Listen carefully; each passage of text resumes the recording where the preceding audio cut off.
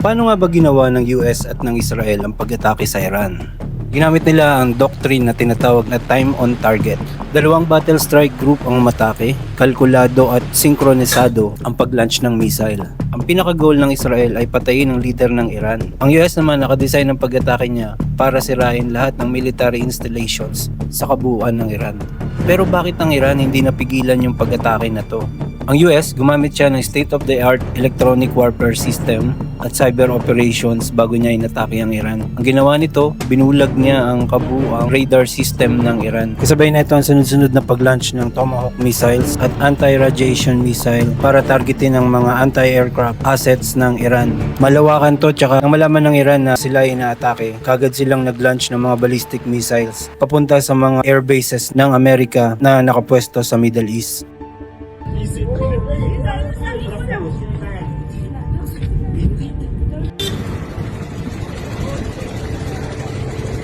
Makikita nyo ang video ng interceptions ng mga defense assets ng Amerika laban sa mga paparating na ballistic missile galing Iran. Halos minuto lang ang pagkakasunod-sunod ng atake. Noong February 28, 2026, sanipwersang sinalakay ng US at Israel ang Iran. Sa Israel, ang tawag nila sa mission na to ay Operation Roar of the Lion. Sa US naman, ang tawag naman nila rito ay Operation Epic Fury. Ang pag-atake na to ay matagal na pinaghandaan ng US at Israel at ang mensahe na ito ay upang eliminate ang leader ng Iran. Nakapokus ang pag-atake nila sa tinatawag na Jamhuri District or Pasture Street. Ito ang nerve center ng gobyerno ng Iran.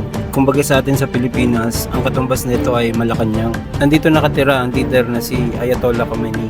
Noong araw ng February 28, ayon sa intel ng IDF, kasalukuyang merong high-level meeting sa area na to kasama ang matataas na opisyal ng Iran. Kaya kagad nagkasan ng pag-atake ang Israel at ang US. Pero ayon sa Iranian military, noong time na binomba ang lugar na to, wala na daw dito si Khamenei. Ayon sa Israel, nakuha na daw ang bangkay at kumpirmadong patay na si Khamenei. Ito ay sopistikadong airstrike ng US at Israel. Una, binulag muna nila ang radar ng kalaban. Tapos sinundan to ng mga Tomahawk missiles para pasabugin lahat ng air defense ng Iran. Pagkatapos nito, pumasok na ang mga F-35 at F-22 ng US. Una, binomba nila ang Karaj. Dito ang pinaka-factory ng aerospace ng Iran. Tapos sinunod nila ang Tehran. Dito naman binomba nila ang bahay ng presidente. Tapos sumunod ang Qom. Habang nangyayari yon, umuulan naman ng missile sa Kermisha. Nandito ang pinaka-aerial defense ng Iran. Tapos ang lugar na tinatawag na Isfahan. Nandito naman ang nuclear sites ng Iran. Itong lugar na to siguro ang pinakamataas ang depensa sa lahat, pero hindi na mahalaga, bulag na yung kalaban kaya umulan na rin ng bomba rito sa lugar na to. Dito mo makikita kung gaano kasophistikado ang US sa pagplano ng pag-atake. Sa Arabian Sea, suportado to ng nakapaligid na base militar ng US sa Middle East. Tapos,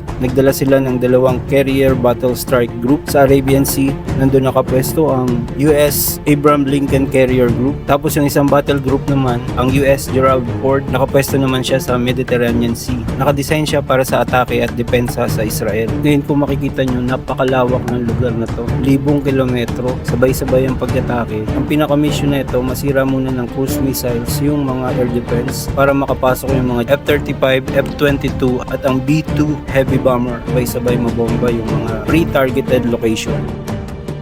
Kaya shock and awe ang inabot ng Iran.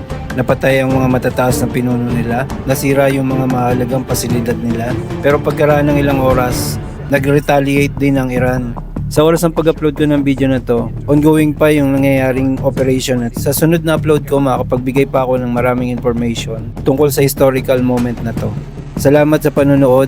Please subscribe to my channel.